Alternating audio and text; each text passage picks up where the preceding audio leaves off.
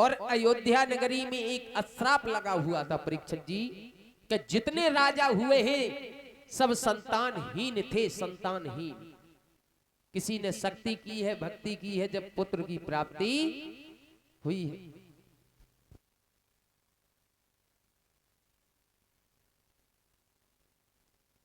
मनु के पुत्र हुए उत्तानपाद, बहुत ही सुंदर राजा थे, गुणवान थे, प्रजा में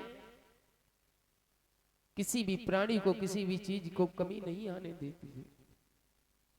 लेकिन कमी जिनके घर में एक ही थी कि कोई संतान नहीं भई थी।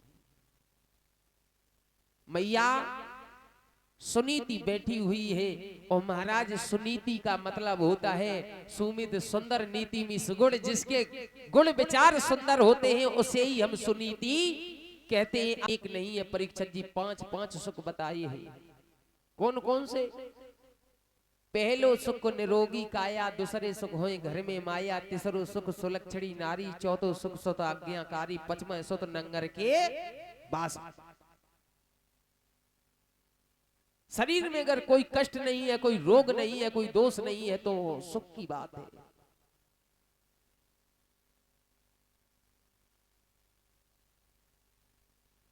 और सुलक्षणी नारी को अगर मिल जाए ऐसी दिन भर कथा का, संजा के घरे पहुंचे ठठरी बांधो, कछु ले आओ कि नहीं ले आओ, कले की बात है परीक्षित जी।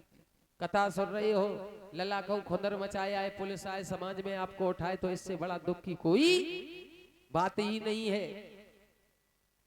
और ज्यादा मायू भरी रहे तो बाबई है।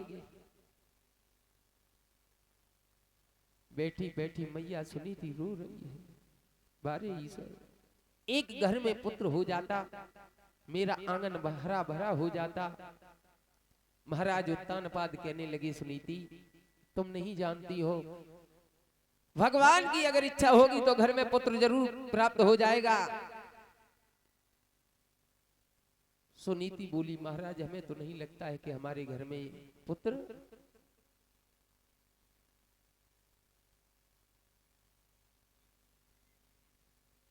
मैया बैठी बैठी रो रही है, 12 दिन बंद।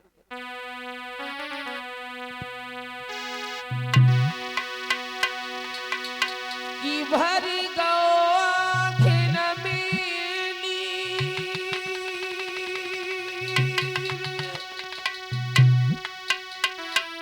वधे नहीं धीरे रोई गई रानी।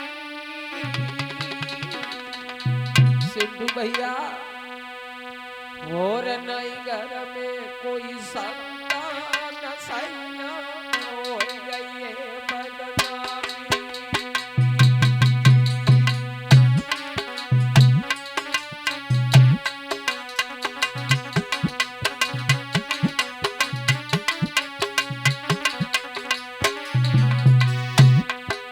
एक बालक मेरे आंगन में अगर आ जाता,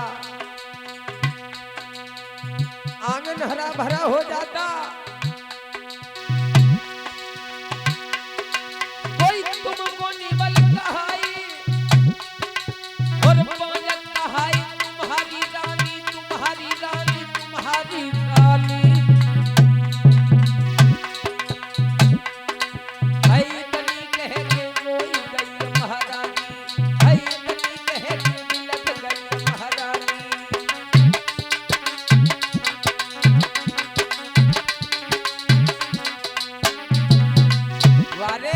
ईश्वर